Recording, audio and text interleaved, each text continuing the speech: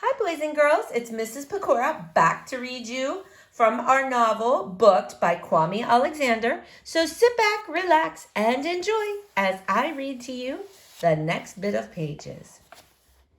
Dear Nick, I'm sending out a search team to look for your smile because it's been missing. Hugs, April F. You want to talk about April, but Kobe's mind is on the Dallas Cup. Thinks she likes me? Maybe we'll get to meet the Cowboys. He thinks she likes Dean. What's your hotel? She said she likes my smile. My cousin played in the Dallas Cup. Your cousin Elvis, who drives an ice cream truck? He played Major League Soccer for a year, though. What should I do about April? For starters, talk to her, dude. You've never even said hello. I have said hello, twice. Enough yapping, it's getting dark. Let's go play soccer. Can't. Gotta get home. Why? Oops, sorry, boys and girls. Skipped a page there. My mom's leaving after dinner. The Last Supper.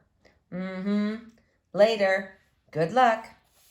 Nothing good about bye. I'm sorry, honey. I don't understand. Everything was going great. Y'all didn't give me any heads up. This doesn't change how much we still love you. How about a game of ping pong? Nah. Look, Nikki, this is tough, I know, but we'll get through this. How? I'll be back in 2 weeks, and your father and I will figure some things out, okay? Sure. No cereal for dinner, no skipping etiquette. Sure. There are bus passes in the kitchen drawer. One word answers now. That's all your mother gets? Are we done yet? I have homework to finish. I'm going to miss you, honey. What about Dad? Aren't you going to say goodbye to him? We already said our goodbyes, Nikki. Now come give me a big hug. The way a door closes. From your window, you watch love and happiness sink like twins in quicksand when she drives away, leaving you suffocating in sleeplessness, out of breath and hope, exhausted, trapped, falling. The next day. In the middle of Ms. Hardwick's grammar lesson on when to use lay and when to use lie, you lay your head on the desk and doze off. Zzz. In the hallway, after class, you see the Mac grinning like he's just won the lottery in a neon green t-shirt that says, "Smiles are like metaphors." Check it out, he says, handing you a sheet of paper with, get this, most of the words blacked out. The Three Musketeers. A new reader knows hope and happiness. They become hungry into the hands of pushed promise. We read to be satisfied knowing. Conversation with the Mac. You inspired me, he says. Pretty cool, huh? I guess. Miss Hardwick showed me your assignment. Magnificent! It wasn't all that. I just didn't feel like writing 3 paragraphs on the why the book is ragabash. Didn't like it, huh? You're missing out. Huckleberry Finn is a masterpiece, my friend. More like a disaster piece. It was way too slow. You want a faster piece? I've got something. No, I'm good, Mr. Mac. I'm going to book you up, Nick. How about you hook me up with that dragonfly box? You're still sweating this little old box, he asked, holding it in his hand. Why don't you tell us what's inside, Mr. Mac? Ragabash. Noun, worthless, rubbish. This book has a lot of bad grammar, and my dad says it got banned when he was in school because it was racist. So yeah, ragabash. Mystery is good for the soul. I won't tell anybody. Maybe, he says, then nudges you out the library before you realize he's put a book in your hands. Ugh. First dinner without Mom. Mustard mac and cheese smells as bad as it sounds and tastes even worse.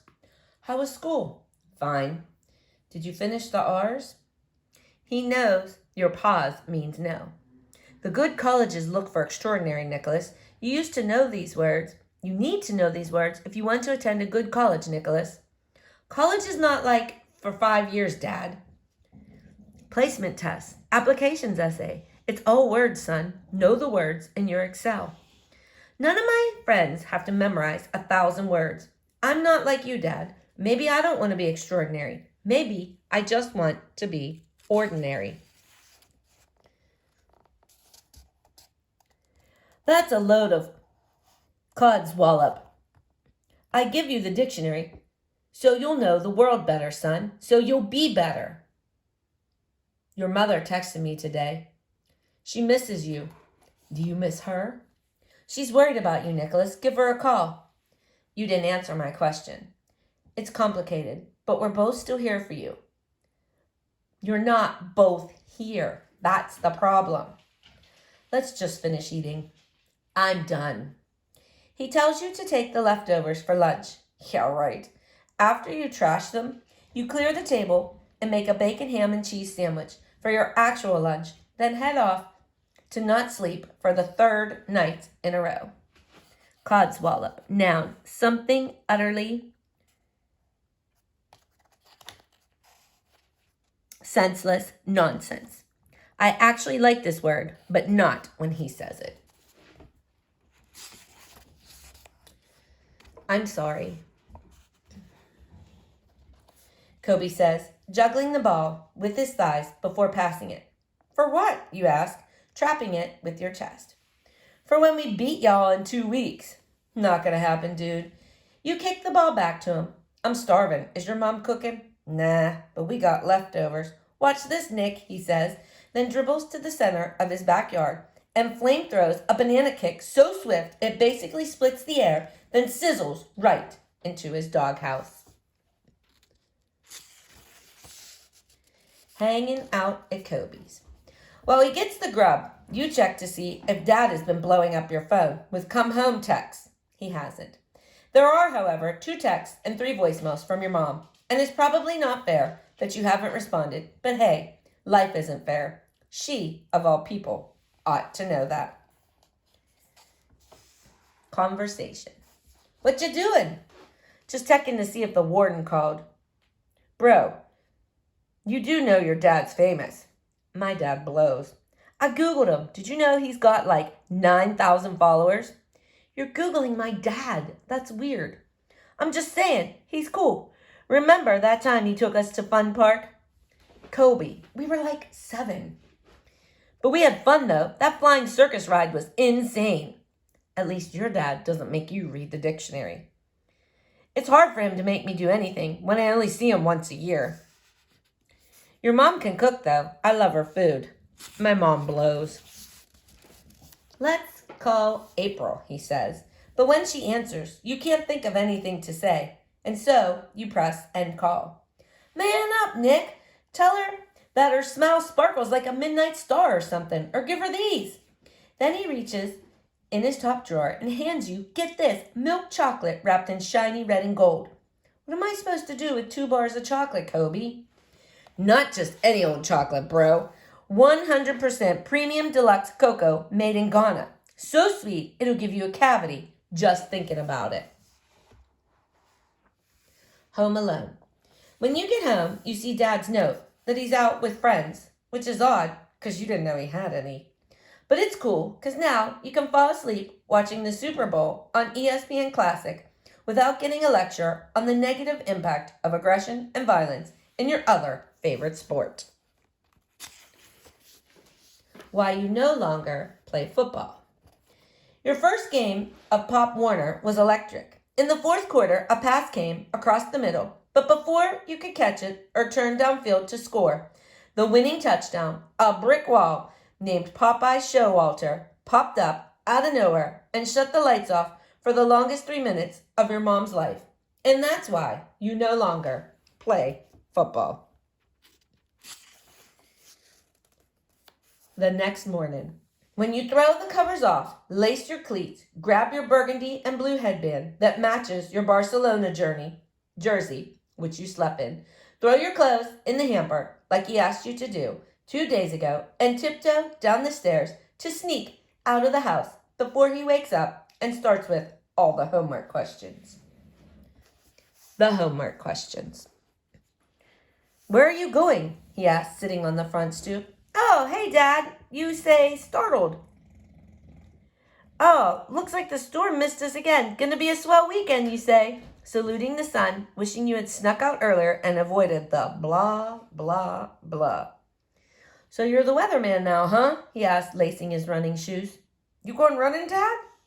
Don't try to change the subject. Do you have a match today? This afternoon. So where are you going? To meet Kobe at the park. Did you finish your homework? The R's? Average person knows about 12,000 words. Average president knows twice that, he says, sounding like Morgan Freeman. Even George Bush, you say with a smirk. You want to go to Dallas, right? I am going to Dallas. You already said I could go. You do what you need to do in order to do what you want to do. And I suspect that you still need to do some reading.